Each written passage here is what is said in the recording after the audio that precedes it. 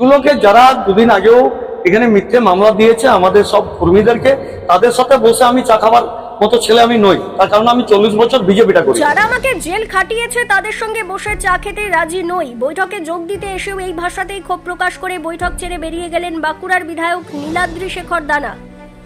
যারা আমাকে জেল খাটিয়েছে তাদের সঙ্গে বসে আমি চা খেতে রাজি নই, এই ভাষাতেই ক্ষোভ প্রকাশ করে তৃণমূলের জেলা পরিষদ সভাধিপতি ও পঞ্চায়েত সমিতির সভাপতিদের সঙ্গে বৈঠক এড়ালেন বাঁকুড়ার বিজেপি বিধায়ক নীলাদ্রি শেখর দানা। বাঁকুড়ার জেলা শাসকের দপ্তর সংলগ্ন সংখ্যালঘু ভবনে আয়োজিত বৈঠকে হাজির হয়েও তিনি ওই বৈঠকে অংশ না নিয়ে বেরিয়ে আসেন। পরে নিজের ক্ষোভ প্রকাশের পাশাপাশি তার সাফাই অন্য কাজ থাকতেই তিনি বৈঠকে অংশ নেননি।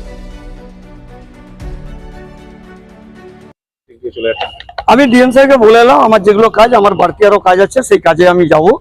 ঠিক আছে, আমার যেটুকু যার বলার ছিল আমি ডিএম সাহেবকে বলে এলাম যে কিছু আমার রিকুইজিশনের ব্যাপার আছে, যেগুলো 16 ফিনান্সের কাজে বাকি আছে, মানে কাগজপত্র দিতে, সেগুলো আমার রেডি করতে পারিনি। যেহেতু আমাদের পৌরসভার এত বড় একটা হেডেক, সমস্তটাই সামলাতে হচ্ছে, কাগজপত্র তো অন্য কেউ আর দিতে পারছে না, সেটা সবই আমাকে দিতে হচ্ছে।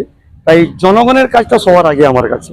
এগুলোকে যারা দুদিন আগেও এখানে মিথ্যে মামলা দিয়েছে আমাদের সব কর্মীদেরকে, তাদের সাথে বসে আমি চা খাবার মতো ছেলে আমি নই। তার কারণ আমি 40 বছর বিজেপিটা করি, জন্মলগ্ন থেকে বিজেপিটা করি, বিজেপির জন্মলগ্ন থেকে আমি বিজেপিটা করি।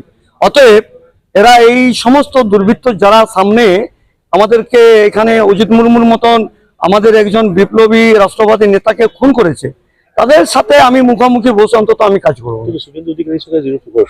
দেখুন, আমাদের নেতৃত্বের নিশ্চিত ব্যাপার আছে, সেগুলো সব করবেন তারা, তাদেরকে আমরা সম্মান করি, তাদের নির্দেশে আমি চলছি। কিন্তু আমার নিজস্ব একটা বিষয় থাকে, যে বিষয়টা আমাকে ভাবতে হয়।